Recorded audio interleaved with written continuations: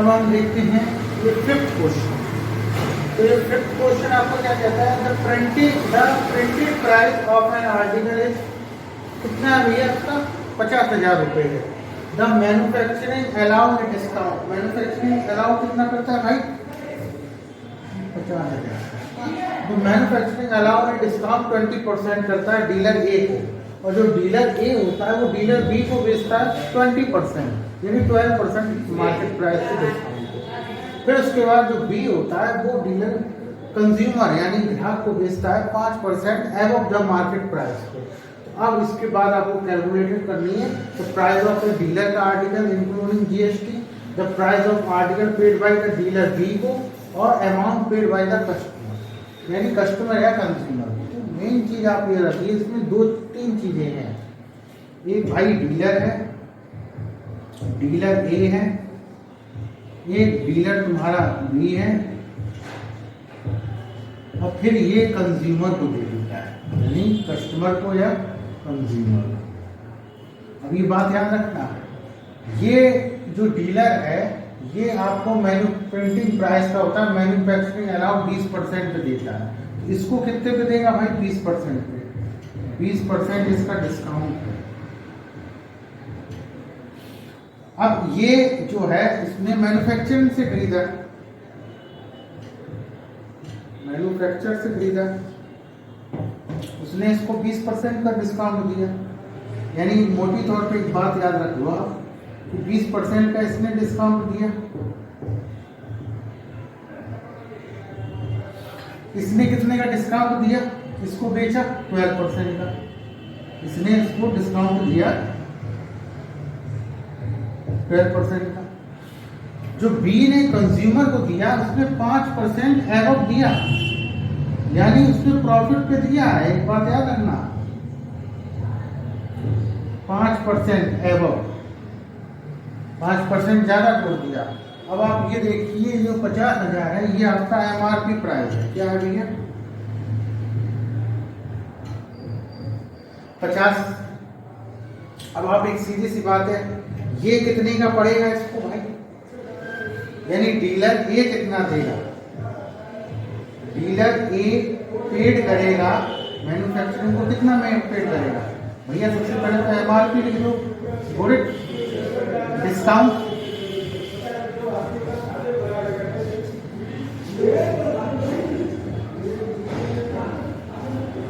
इसका एमआरपी कितना है भैया 50,000, गुड 100, डिस्काउंट कितना 20,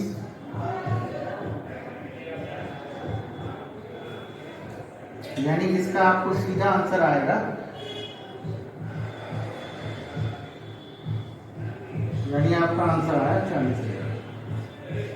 कितना करेगा ये 40,000 रुपये करेगा। अब आप इसका जीएसटी निकाल दो, जीएसटी टोटल जीएसटी कितना होगा, जीएसटी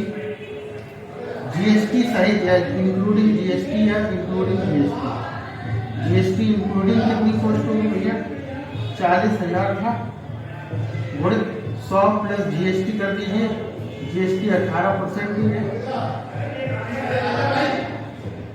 इसका आप मल्टीप्लाई कर दीजिएगा,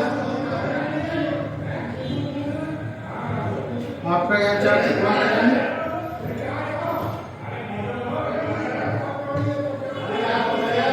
ये चीज आ गई।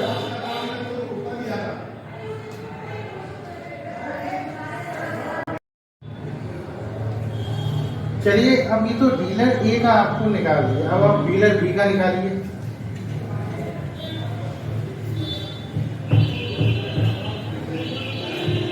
भाई डीलर बी का कितना % डिस्काउंट है, डीलर बी की आप कैसे निकालेंगे, एमआरपी इंटू 100 माइनस डिस्काउंट,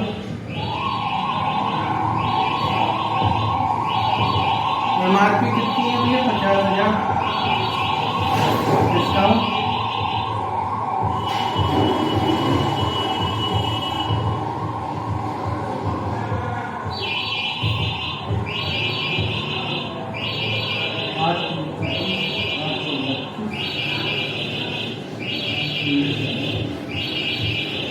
तो आपका कितना पड़ गया भैया, फिर 44 पड़ गया। अब इस 44 में ये रुपए आए और डीलर भी जीएसटी इंक्लूडेड पे कितना देगा?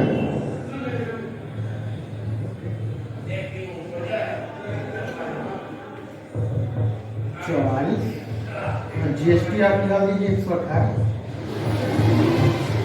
उसका मल्टीप्लाई कर दीजिएगा, आपका सीधा आंसर आ जाएगा 51920। अब आप कंज्यूमर का कैसे निकालेंगे भाई?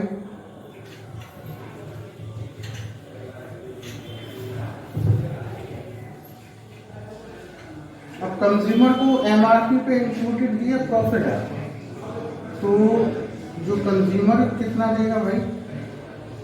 सबसे पहले प्रॉफिट है, तो एमआरपी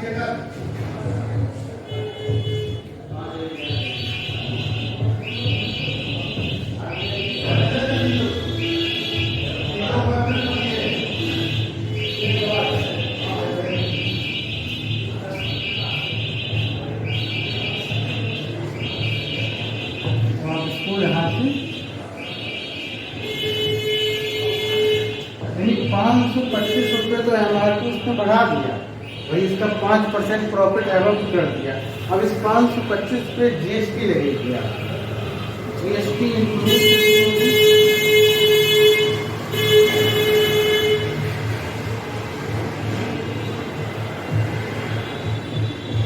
इसका आप बुरा कर दीजिएगा, आपका आंसर कितना आ जाएगा? इसका आ जाएगा 6785।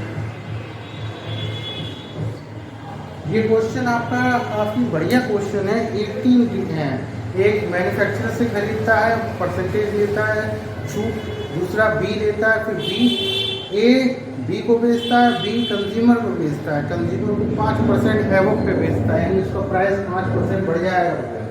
तो आप 100 मतलब प्रॉफिट है तो इसमें 100 जोड़ दीजिए। और जीएसटी इकट्ठी निकालने का तरीका क्या होता है? अगर आपको उसको निकालना है तो आप क्या करेंगे, पहले अलग से निकालोगे, फिर उसमें फिर जोड़ोगे, आप सीधा 118 का मल्टीप्लाई कर दो जो प्राइस होता है, तो जीएसटी इंक्लूडेड आपका निकल आएगा। ठीक है।